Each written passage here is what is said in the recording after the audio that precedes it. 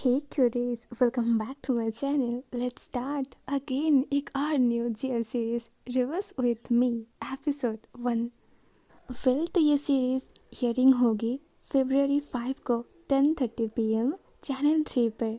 और ये series reverse for you की सराउंडिंग स्टोरी है।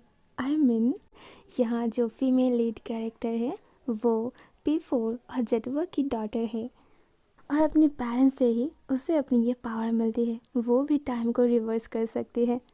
इस सीरीज़ में दो फीमेल कैरेक्टर है, एक है क्लेओ जो कि मेडिकल स्टूडेंट है और एक है डॉक्टर करण। तो स्टार्टिंग में ही हमें दिखा जाती है क्लेओ पॉनी टेल करके मॉर्निंग की 5 AM को अपनी साइकिलिंग करते हुए अपने रूम पर वापस आ रही थी। तभी पीछे से ट्री आता है, एक मेल फ्रेंड। वो क्लेओ से कहता है आज उसके एक इंटरव्यू है, वो नाइट शिफ्ट नहीं कर सकता है, क्या उसकी जगह क्लेओ कर सकती है प्लीज़। पर क्लेओ ज़्यादा ध्यान नहीं देती है। आज उसने छुट्टी लिया था बस रेस्ट करने के लिए, किसी भी हाल पे वो नाइट शिफ्ट नहीं करेगी। तो ट्री उसे ऑफ़र करता है, ठीक है फिर नेक्स्ट 2 डेज़ के लिए तुम्हारी शिफ्ट मैं करूँगा। क्लेओ कहती है आई यू मैड, मैं ये रूम के लिए हूँ, इमरजेंसी रूम, वहाँ पर शिफ्ट कोई नहीं करना चाहता है, वो बहुत टफ है। क्लेओ उसके बातें नहीं सुनती है। वो चुपचाप एक शॉप पर आती है, ब्रेड लेती है और वापस अपने रूम के लिए लिफ्ट के सामने वेट करती है। उसकी फ्रेंड सोचता है कि क्लेओ और ट्री के बीच रिलेशनशिप है, पर क्लेओ एक बॉय के साथ रिलेशनशिप बिल्कुल भी नहीं। ऑलरेडी उसके दिल पर कोई है, एक वुमेन। वो उसकी नेम नहीं जानता है, पर वो जानता है कि एक दिन वो उसे ढूंढ ही लेगी। और इसी लिफ्ट के सामने वो जब भी आती है उसे वो इंसिडेंट याद आ जाती है।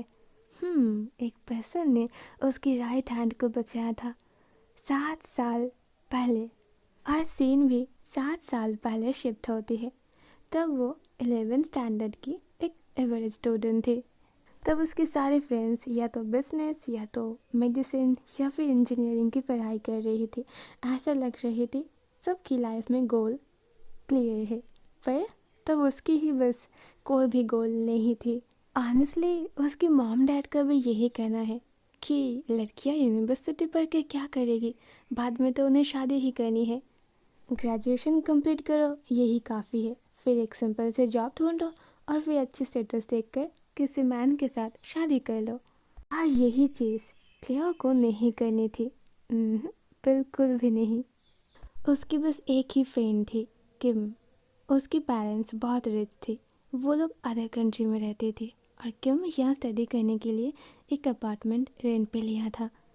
क्लेओ के घर फैमिली रिलेटिव्स आने की वजह से वो बोर हो रही थी। तभी किम की कॉल आती है कि बस आस्क करती है कि मैं घर पे बैठे बोर हो रही हूँ, क्या तुम मेरे साथ सिनेमा देखोगे। क्लेओ कहती है हाँ क्यों नहीं, आज मैं पूरा दिन फ्री हूँ, तो मैं कब जाऊँ। किम कहती है फिर 7 PM आ जाना, मैं हम दोनों के लिए पॉपकॉर्न रेडी करके रखूँगी। तो 7 PM होते ही क्लियर जल्दी से रेडी होकर अपनी फ्रेंड के घर जाने लगती है।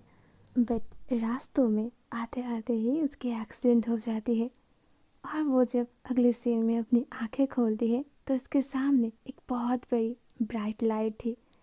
नो, ये विंडो से कोई सनलाइट नहीं थी, वो हॉस्पिटल की ICU रूम में थी। उसके आसपास उसकी मॉम, डैड, उसकी ब्रदर और उसकी फ्रेंड किम बैठी हुई थी और सब लोग रो रहा था। किम जल्दी से आकर कहते हैं क्लेओ तुम 1 वीक से ऐसे ही लेटे हुए हो, अब तुम ठीक हो ना, तुम्हें कहीं पेन तो नहीं हो रही है ना। तो क्लेओ धीरे से कहती है कि उसकी राइट हैंड पर बहुत पेन हो रही है। तीनों की एक्सप्रेशन चेंज हो जाती है। उसकी ब्रदर कहता है but how it possible, doctor ने तुम्हारी राइट हैंड को कट कर दिया है, तुम वहाँ पेन कैसे फील कर सकते हो। बट क्लेओ की दिमाग घूम जाती है, ये कैसे पॉसिबल है, वो अभी भी उसकी राइट हैंड पर सेंसेशन महसूस कर रही थी। और ऐसे ही दिन बीतती जाती है। वो स्टिल हॉस्पिटल में थी बिकॉज उसकी हालत अभी भी बहुत ख़राब थी। एक दिन वो नोटिस करती है एक सीनियर डॉक्टर आती है। वो पर्सन बहुत ब्यूटीफुल थी और साथ साथ में उसकी 2 जूनियर भी थे। वो आकर क्लेओ से कहती है सो तुम्हें लग रही है कि तुम्हारी राइट हैंड अभी भी वहाँ है? क्लेयर कहती है, yes, it's still here, I feel it. वो जूनियर डॉक्टर कहते हैं, सो मैम, हमें आगे क्या करना चाहिए? क्या पेन रिलीवर दे देना चाहिए? वो सीनियर डॉक्टर कहती है, मुझे पहले अपनी प्रोफेसर से बात करनी होगी। उस दिन के बाद अगेन 2 डेज बीत जाती है। अब क्लेव की हालत थोड़ी ठीक थी, पर पेन की वजह से उसे अभी भी नींद नहीं आ रही थी। वो सीनियर डॉक्टर इस चीज़ को नोटिस करती है कि क्लेव ठीक से नहीं सो रही है। उस दिन वो अगेन उसके पास आती है। तब क्लेव नोटिस करती है कि वो कितनी ज़्यादा अट्रैक्टिव थी। उनकी smooth silky hair, brown eyes, red lips, मानो वो कोई एशियन गर्ल हो। उन्हें देखते ही वो अपनी सारी पेन भूल जाती है। वो डॉक्टर कहते हैं, मैं पेशेंट, देखो तो मैं अपनी बैग में तुम्हारे लिए क्या लेकर आई हूँ। क्लेव धीरे से अपनी लेफ्ट हैंड उस बैग में देती है और वो अपनी आंखें बंद करती है। वो डॉक्टर कहते हैं, क्या तुम्हें कुछ मिला? क्लेव अपनी हेड शेक करती है, काज उस बैग पर तो कुछ था ही नहीं। डॉक्टर कहते हैं, इस बैग पर कुछ भी नहीं है, काज यहाँ मैंने तो कुछ डाला ही नहीं। अब तुम बस इमेजिनेशन करो कि तुम्हारी राइट हैंड है और वहाँ कोई भी पेन नहीं है। तो क्लेव वही करती है और सच में उसे रियलाइज़ होती है कि उसकी राइट हैंड है और वहाँ कोई पेन नहीं है। अगले सीन में 8:30 होती है। सारे डॉक्टर्स अपने पेशेंट को चेक करके अपने स्टाफ रूम में वापस जाते हैं। क्लेव अपनी फ़ोन में अपनी मॉम डैड की मैसेज के लिए वेट करती थी, पर उन्होंने आज भी कोई मैसेज नहीं भेजा है। स्टिल वो लोग उसकी ब्रदर की ही चिंता करती है। वो इतनी ज़्यादा पेन में है, बट स्टिल उसके पेरेंट्स उसकी केयर ही नहीं करती है। वो ऑलवेज उसे ऐसा ही ट्रीट करता है, मानो क्लेव उनके घर की बस एक मेड है, जैसे बस पूरा दिन उन सब की काम करना होता है। और बचपन से ही उसे ऐसे ही ट्रीट करते आई है। हर एक चीज़ पर उसे दोष दिया जाता है, उसे ब्लेम किया जाता है और उसके ऊपर टॉर्चर किया जाता है। रात की 2:25 क्लेव को अपनी ये पेन बर्दाश्त नहीं हो रही थी। सारे पेशेंट्स सो रहे थे, डॉक्टर्स भी वहाँ नहीं थे। क्लेव धीरे धीरे बेड से नीचे आती है। फिर उसे बहुत ज़्यादा पेन हो रही थी, बट स्टिल उसे बस यहाँ से जाना है, उसे अपनी पेन ख़त्म करना है। वो धीरे धीरे लिफ्ट के पास आती है और वहाँ चढ़कर वो ऊपर टॉप फ्लोर में आ जाती है। वो अपनी आंखें बंद करती है और सुसाइड करने की कोशिश करती है, पर जैसे ही वो अपनी लेग आगे करती है तभी पीछे से बहुत सारे डॉक्टर और नर्स की आवाज़ आती है, प्लीज़ शांत हो जाओ, ऐसा मत करो। वो अपनी आंखें खोलती है। जहाँ उसकी केयर उसके पेरेंट्स को होना चाहिए, वहाँ बस कुछ डॉक्टर्स उसकी केयर कर रहे थे। ये सब वही सीनियर और जूनियर डॉक्टर्स है जो उसे चेक करने के लिए आती है। बट क्लेव नहीं रुकने वाली है। वो अगेन पीछे टर्न कर लेती है।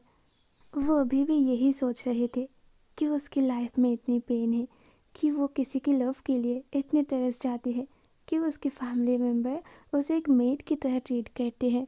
वो अपने पैर आगे करते ही है, तभी एक और वॉइस आती है, लेट देम बी। क्लेव इस वॉइस को जानती है, ये वही डॉक्टर है जो उसकी केयर कर रही थी। वो सीनियर डॉक्टर अगेन कहते हैं, अगर तुम्हारे पेरेंट्स तुम्हें लव नहीं करते हैं, दैट डजंट मीन कि तुम खुद को लव नहीं करोगे। Turn around and look at my eye Cleo. Cleo सोचती है, वो सीनियर डॉक्टर उसे पेशेंट कह के नहीं पुकारा, सीधा उसकी नेम से। शायद वो मेडिकल रिकॉर्ड रीड की थी। तो क्लेव उसकी बात मान जाती है और धीरे धीरे पीछे आती है। वो देखती है बाकी जो नर्स और डॉक्टर्स थे वो लोग बहुत ज़ोर से ब्रीदिंग ले रहे थे, सब लोग डरी हुई थी।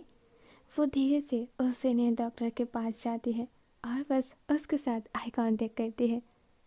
गिव मी योर हैंड, अगर तुम यहाँ से गिर जाते तो तुम्हारी फ्यूचर डिसअपेयर हो जाती। क्लेव कहती है, आई हैव नो फ्यूचर। और मैं इसे बस लाइटली नहीं सोचा था, मैं कल पूरी रात इसे लेकर सोच रही थी।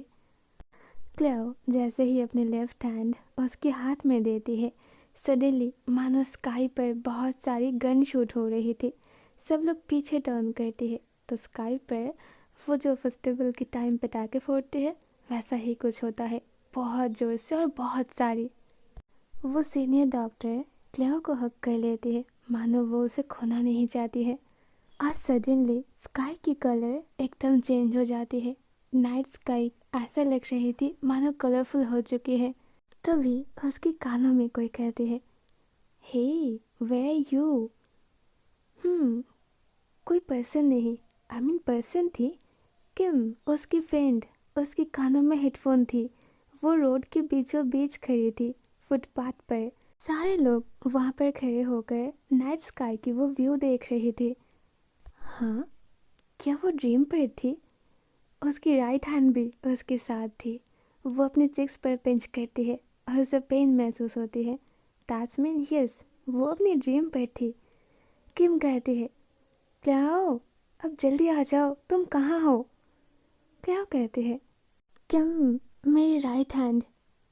किम कहती है, तुम्हारी राइट हैंड? वो तुम्हारी साथी है ना, उसे तुम्हें कौन ले जाएगा? क्लाओ अगेन कहती है, तुम्हें याद है 1 वीक पहले मेरी एक्सीडेंट हो गई थी, मैं हॉस्पिटल में थी, मेरी राइट हैंड नहीं थी। किम कहती है, what? What accident? What hospital? What nonsense are you talking about? Are you daydreaming or something? हाँ, क्लेओ को भी समझ नहीं आ रही थी कि उसके साथ क्या हो रही है। यही सेम चीज़ वो उस हॉस्पिटल पर भी देखी थी। और तभी अनएक्सपेक्टेडली एक और चीज़ भी होती है। वो जिस रोड की साइड पे खड़ी थी, ऑपोजिट साइड पे वही डॉक्टर थी, वही सीनियर डॉक्टर। और वो क्लेओ के पास ही आ रही थी। हे सरप्राइज! क्लेओ समझ जाती है टाइम को रिवर्स किया गया है।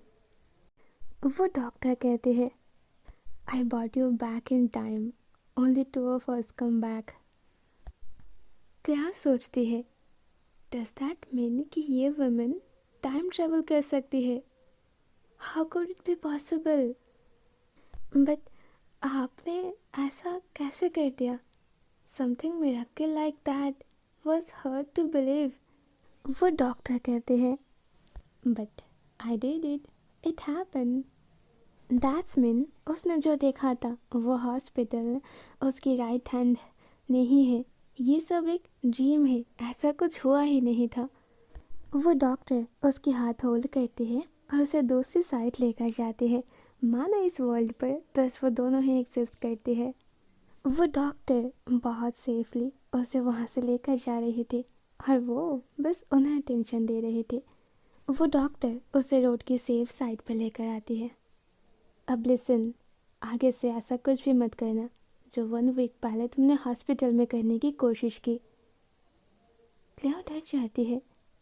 व्हाट यू मीन 1 वीक पहले? वो डॉक्टर कहते हैं, उस हॉस्पिटल की टॉप फ्लोर पर तुम जो करने वाले थे वो बिल्कुल भी मत करना। और हाँ, ये तुम्हारे साथ होने वाली थी पर मैंने इसे रोक लिया है। बट इस बात के बारे में किसी को भी कोई आइडिया नहीं है। क्लेओ की हार्ट बीट बढ़ जाती है। दैट्स मीन वो ड्रीम नहीं था, वो हुआ था, वो सच में हुआ था। वो अपनी शेकी वॉइस में उस डॉक्टर से आस्क करती है, what's your name? Karan. Be Karan. And listen careful, next time शायद मैं तुम्हें नहीं बचा सकती। You must love yourself more, understand? Be Karan बस उसके हेड को रब करते हैं। क्लेओ बस नीचे की ओर देख रही थी। उसे हिम्मत भी नहीं होती है ये कहने की वो कौन सी हॉस्पिटल पर थी, क्या क्या हुई थी। वो बस डरी हुई थी। कुछ ही सेकंड बाद जब वो अपनी आंखें उठाती है तब करण वहाँ पर था ही नहीं। सो यही वो वुमन है जिसे क्लेओ बहुत लाइक करती है और शायद उसकी प्यार में भी पड़ चुकी है। और ये मिरेकल, ये कोई अनबिलीवेबल चीज़ नहीं है, ये इस वर्ल्ड पे अभी भी एक्सिस्ट करता है, ऐसा होता है, ये सच में उसके साथ हुआ है। वो जल्दी से अपनी फ्रेंड किम को कॉल करती है। हेलो, मुझे अपनी लाइफ की गोल मिल चुकी है। I am going to be a doctor. What? Doctor? Yes, I'm going to be a doctor. P Karan was my inspiration. अब मैं उनके जैसा बनना चाहती हूँ. और उन्होंने बस मेरी राइट हैंड वापस नहीं किया है, उन्होंने मेरी पूरे दिल लेकर गया है. Oh my God, first chapter is amazing. Okay, तभी मैं समझो कि ये स्टोरी इतनी पॉपुलर क्यों है.